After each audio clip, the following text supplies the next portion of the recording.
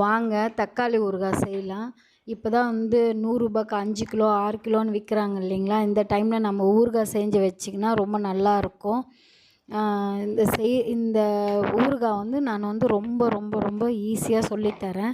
Beginners சமையல் room பக்கம் போகாதவங்க கூட இந்த வீடியோ பார்த்து இந்த மாதிரி ஊறுகாய் செஞ்சு வச்சுக்கலாம். உங்களுக்கே அந்த இன்ட்ரெஸ்ட் இருக்கும். ஒன்றும் இல்லைங்க. நான் வந்து 2 கிலோ தக்காளியை வந்து ஊறுகாய் போட போகிறேன். நீங்கள் உங்கள் வீட்டுக்கு ஏற்ற மாதிரி நீங்கள் வந்து ஸ்டார்டிங் செய்கிறீங்களன்னா ஒரு 1/2 கிலோ 1 கிலோவில் செய்யுங்க. இதில் என்ன ஒரு விஷயம்னா, நம்ம தக்காளி கழுவிட்டு ஈரமே இருக்கக்கூடாதுங்க. சுத்தமாக ஈரம் இல்லாமல் துடைச்சி ஒரு குக்கரில் கட் பண்ணி போட்டு, நான் 2 கிலோவுக்கு 150 கிராம் காஞ்ச மிளகா போட்டிருக்கேன். உங்களுக்கு ஏற்ற மாதிரி நீங்கள் காரம் போட்டுக்கோங்க. ஒரு எலுமிச்சைப்பழம் சைஸு புளி போட்டிருக்கேங்க. எதிர் புளி கம்பல்சரி போடணும். போட்டுட்டு உப்பு மஞ்சத்தூள் போட்டு 3 விசில் வச்சு ஆறின பிறகு அந்த தக்காளி காஞ்ச மிளகா எல்லாம் எடுத்து ஒரு ஜல்லடியில் எடுத்து தாமல் தட்டில் நல்லா ஆற வச்சுக்கலாம். ஆற வச்சிங்கன்னா அந்த தண்ணி இருக்கட்டும். ஆற வச்சுட்டு மிக்சியில் நல்லா கொஞ்சம் மையாவே நல்லா அரைச்சிட்டு தேவையான உப்பு வேணுன்னா போட்டுக்கோங்க.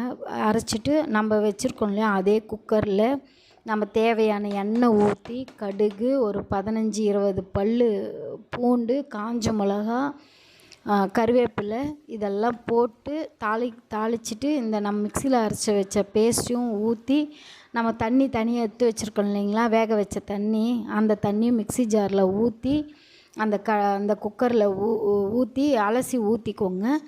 ஊற்றின பிறகு நல்லா கொதிக்குங்க. கொதிக்கும்போது கொஞ்சம் பார்த்து பண்ணுங்க, மேலெல்லாம் செதறும் எண்ணெய். கொதிக்க கொதிக்க வந்து மேலே எண்ணெய்லாம் செதறும். பெரிய கரண்டியாக எடுத்துக்கோங்க.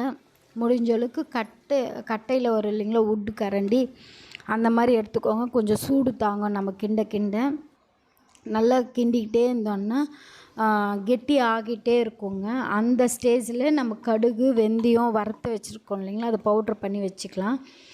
கொஞ்சம் கெட்டியான பிறகு அந்த பவுட்ரு போட்டு ஒரு 2 நிமிஷம் நல்லா கொதித்து வந்த பிறகு இதோட பதம் என்னன்னு சொல்கிறேன்னா, நம்ம கரண்டியில் எடுத்து இப்படி சாயும்போது ஸ்லோவாக வந்து விழணும்.